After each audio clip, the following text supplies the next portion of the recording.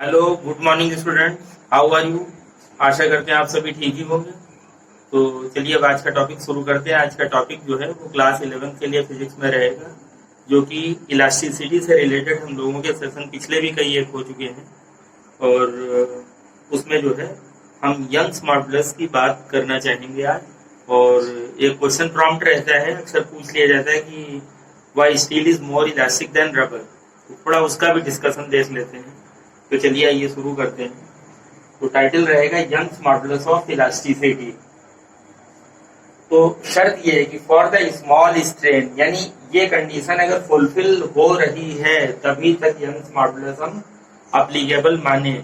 अगर ये condition fulfil ना हो रही हो तो हमें कहना पड़ेगा कि जो है वो यंग्स मॉडुलस की बात पूरी तरीके से लागू हम नहीं कर सकते हैं। तो क्या कंडीशन है? फॉर द स्मॉल स्ट्रेन, यानी जब तक कि स्ट्रेन स्मॉल रहे तब क्या लागू है? The ratio of longitudinal stress to the longitudinal strain is called Young's modulus of material of the body. Is called Young's modulus of the body नहीं कहेंगे। बॉडी का यंग्स मॉडुलस कभी नहीं होता है। किसका होता है? मटेरियल का। यानी वो बॉडी जिस चीज से मिलकर बनी हुई होगी, जिस मेटल से मिलकर बनी हुई होगी या जिस मटेरियल से मिलकर बनी हुई होगी, उस मटेरियल का रहेगा यंग्स मॉडुलस। तो ये बॉडी का नहीं, बॉडी तो एक शेप हो जाती है, ठीक है। तो आपको क्लियर हो गया। फॉर द स्मॉल स्ट्रेन क्या लागू है? The ratio of longitudinal stress to the longitudinal strain is called Young's modulus of material of the body. तो इसको डिराइव करने के लिए, एस्टेब्लिश करने के लिए हमें जरा ये कंसिडर करना पड़ेगा। मान लीजिए कि ये कोई वायर हमने ले लिया। वायर कोई खास पर्टिकुलर डायमीटर का ले सकते हैं या खास रेडियस उसकी स्मॉल आर बोल दें हम, और उसकी लेंथ क्या है? एल है। कैपिटल एल भी ले सकते हैं, स्मॉल एल भी ले सकते हैं। तो ये क्या? बिफोर लोड, यानी जब हमने इस पे कोई भी लोड अप्लाई नहीं किया, नीचे को वेट या कोई भी फोर्स लगा के इसको हमने नीचे खींचा नहीं है, और ये रिजिड सपोर्ट है इसका। अब दूसरी फिगर में क्या दिखाना चाहते हैं कि इतना तो लेंथ एल जो थी वो तो हाई है यहाँ तक, यानी ये तो हाई है, लेकिन इसमें कुछ लेंथ स्लाइटली देखें इंक्रीज करती हुई दिखा दी। कितना? Delta L. क्यों हुई? आफ्टर लोड, यानी हमने देखा कि यहाँ पे एक लोड अप्लाई किया गया है mg के फॉर्म में, क्योंकि F is equal to mg कह सकते हैं। तो यानी बिफोर लोड इसकी लेंथ एल है, और आफ्टर अप्लाइंग लोड एल में क्या इंक्रीज हो गया? डेल्टा एल, यानी इतना और बढ़ गया। तो अब आइए देखते हैं कि यहाँ पे स्ट्रेस क्या आएगी। स्ट्रेस यहाँ पे आएगी जो force upon area of cross section, area of cross section. तो now stress is equal to force, इसको बेसिकली एफ कह लें, और area of cross section capital A कह लें। और लगा के, यानी ये भी यूज कहीं कर लेंगे फार्मूले को लिख देने के लिए, और जो ये अगली लाइन लिख रहे हैं एफ अपॉन एरिया, देखें ये वायर रहेगा जो कि सिलेंड्रिकल इन शेप रहेगा। तो सिलेंडर के लिए जो हम सरफेस एरिया बोलते हैं वो पाई आर स्क्वायर लगाते हैं, यानी एरिया क्या रहेगा? पाई आर स्क्वायर रहेगा। और हम क्या कह सकते हैं? एफ को अगर हम किस फॉर्म में ले जाएं, mg के फॉर्म में ले जाएं, तो पाई आर स्क्वायर, यानी हम एफ अपॉन ए भी लिख सकते हैं या F upon pi R square भी लिख सकते हैं, या हम एफ को अगर mg कर लें और वो पाई आर स्क्वायर था वो भी लिख सकते हैं। अच्छा, जरा स्ट्रेन देखते हैं। कैसी स्ट्रेन है? लॉन्गिट्यूडनल है ना। स्ट्रेस भी कैसी थी? लॉन्गिट्यूडनल, ठीक है।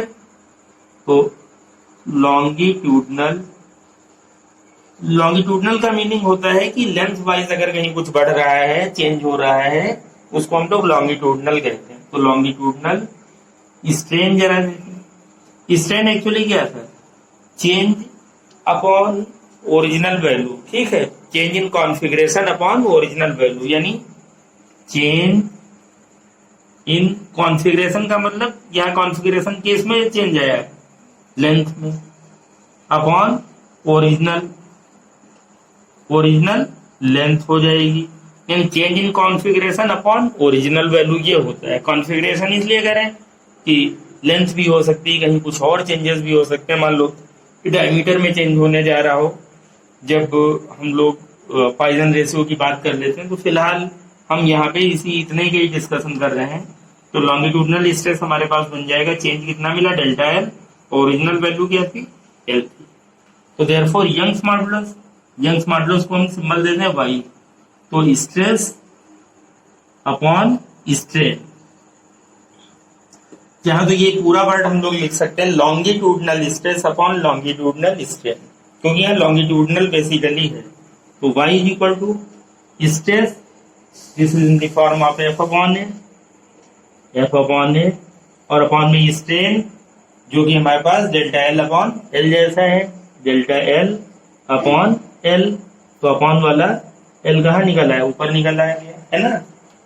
तो एफ अपॉन ए, ये ऑब्लिक है, या फिर क्लियरली देख लें, स्ट्रेस हमारे पास हुआ एफ अपॉन ए और स्ट्रेन हुआ डेल्टा एल अपॉन एल।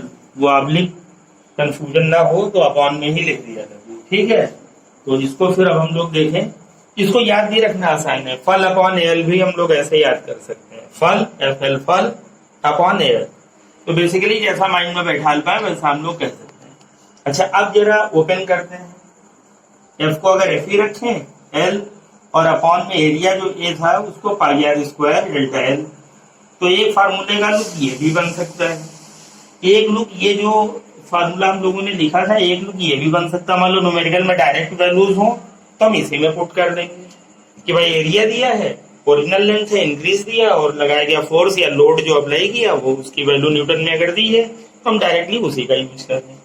नहीं तो अगर रेडियस दी है एरिया नहीं दिया तो फिर हम एरिया निकाल लेंगे, या फिर बेसिकली इसको y is equal to F को भी हम किस फॉर्म में पाते हैं, mg के फॉर्म में। तो mgl upon pi R square delta L, ये इस तरीके से ये यंग्स मॉडुलस आपके पास ये हो गया, ठीक है। तो इसको आप अच्छे से तैयार रखें, क्योंकि कहीं ना कहीं ये 2 मार्क्स के आसपास में ये पूछ ही दिया जाता है। तो अब इसी टाइटल पे बेस्ड वो हम आर्टिकल उठा रहे हैं जिसमें कहा जाता है कि why steel is more elastic than rubber. तो चलिए जरा देखते हैं, वो हम बेसिकली इसी फार्मूले की मदद से हम लोग देख पाएंगे। तो देखते हैं, आइए समझाते हैं आपको। देखें, ज्यादा इलास्टिक वो कहलाएगा जिसका यंग्स मॉडुलस ज्यादा है, यानी वाई की वैल्यू जिसकी ज्यादा है वो ज्यादा इलास्टिक कहलाएगा। तो अब सॉल्व करने में हम लोग देखेंगे कि यंग्स मॉडुलस जो है वो स्टील का ज्यादा आने वाला है, रबर का नहीं ज्यादा आने वाला है। फीलिंग अगर सिर्फ हम लोगों के माइंड में इतनी आती है कि रबर को हमने खींचा और छोड़ दिया, ये ज्यादा इलास्टिक थी, तो बात ये नहीं, यहाँ दूसरी बात भी छिपी हुई है कि जितना फोर्स हमने लगाने के लिए हमने बिल्कुल निश्चित कर रखा है कि इतना फोर्स लगाना है, तो अब हम देखें कि उतने फोर्स पे हम रबर को कितना खींच पाए और स्टील को कितना खींच पाए। सपोज करें कि मान लें हमने कह दिया कि हमें 2 न्यूटन लगाना है, तो 2 न्यूटन लगाने पे हम रबर को कितना खींच पाए और स्टील को कितना खींच पा रहे हैं। तो हमें पता है कि 2 न्यूटन लगा के हम रबर को कहीं ज्यादा खींचे दे रहे हैं, स्टील को हम कम खींच पा रहे हैं। इसका मतलब जो हमने इससे पिछले सेशन में भी आपको कुछ बातों के डिस्कशन करे थे, जैसे डिफॉर्मिंग फोर्स यानी जो बाहर का फोर्स लगाया है किसी बॉडी के शेप और साइज को चेंज करने के लिए, वो डिफॉर्मिंग था।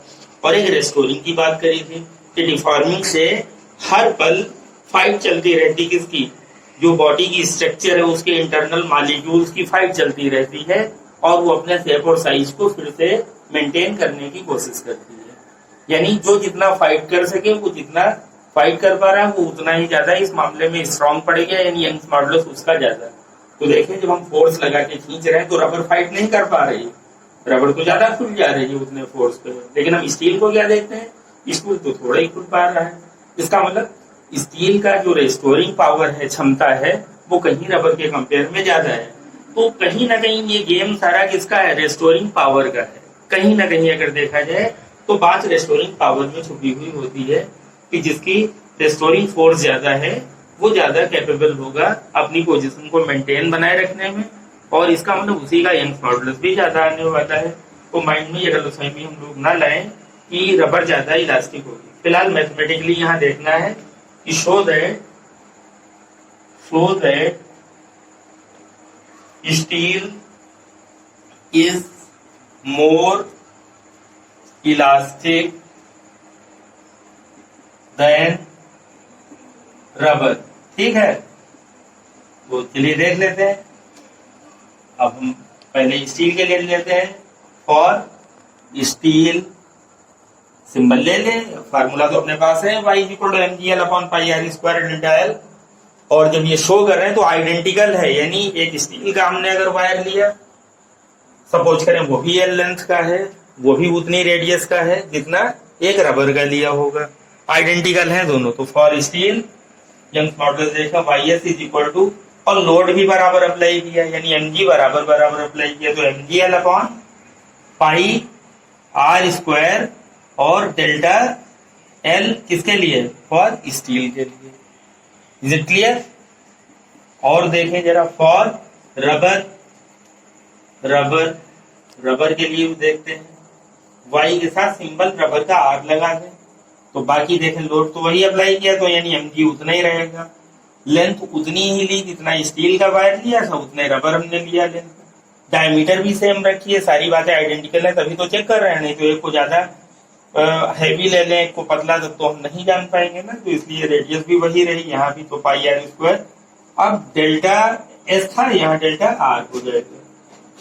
ठीक है, अप्लाई 1/2, यानी जो दो इक्वेशन आ गई उनमें हम क्या कर लें, पहली इक्वेशन को सेकंड से डिवाइड कर दें। तो हमें देखें क्या मिलता है, YS/YR = ये अपॉन ये, तो mgl कैंसिल हो जाएगा, ये हिस्सा πr², यानी इतना तो इससे कैंसिल हो जाएगा, बचा ये, तो डेल्टा एल आर ऊपर चला जाएगा, डेल्टा एल एस नीचे आ जाएगा, तो delta L R upon delta L.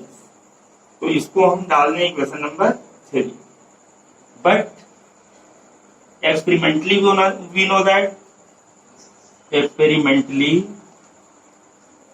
We know that ये हम सभी को मालूम है। हम क्या जानते हैं कि for the same load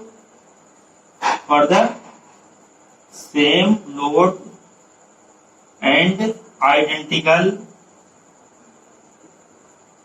wire, यानी अगर हमने सेम लोड अप्लाई किया है और दोनों वायर अगर आइडेंटिकल हैं, एक कहे का एक स्टील का और एक अगर हमने रबर की ट्यूब ले रखी है वैसी, तो क्या कहेंगे, but experimentally we know that for the same load and identical wire हमें क्या मिलेगा, delta L R is greater than delta L S.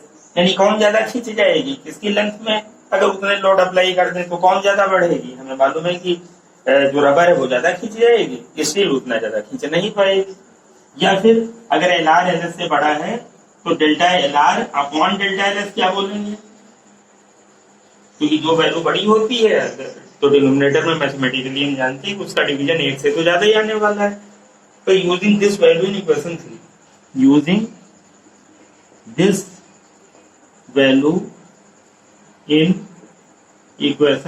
3 जरा 3 में यूज कर लें कि L R upon L S को 1 से बड़ा कह रहे हैं, L R upon L S 1 से बड़ा है, यानी तो हमारे पास क्या आ जाएगा, YS upon YR = L R upon L S था, और L R upon L S खुद क्या है, 1 से बड़ा है, इसका मतलब ये चीज भी क्या कहलाएगी, 1 से बड़ी कहलाएगी। या इसको इस साइड ले आए तो हम क्या कहेंगे, YS is greater than YR।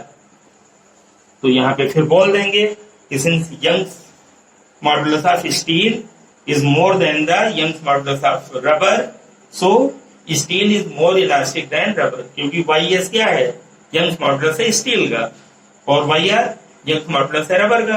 तो क्या बोलेंगे, since Young's modulus of steel is more than the Young's modulus of rubber, so steel is more elastic than rubber. तो इस तरीके से इस बात को आप आर्टिकल को प्रूफ कर लेंगे। और कभी कभी यही आर्टिकल जो है 2 मार्क्स में पूछ ली जाती है, या थॉरली पूरा क्वेश्चन पूछा है कि यंग्स मॉडुलस का कोएफिशिएंट लिखिए और ये बताइए कि स्टील मोर इलास्टिक थी रबर से। तो ये पूरा मिला के 3 मार्क्स तक भी पूछ लिया जाता है, इसलिए आप इसको अच्छे से प्रिपेयर करें। तो इस वीडियो क्लिप को देखें और कंफ्यूजन को अपना दूर करने की कोशिश करें, और लाइक और सब्सक्राइब करना ना भूलें ताकि आपको अपडेट्स मिलते रह सके time to time. Okay, thank you, have a nice day.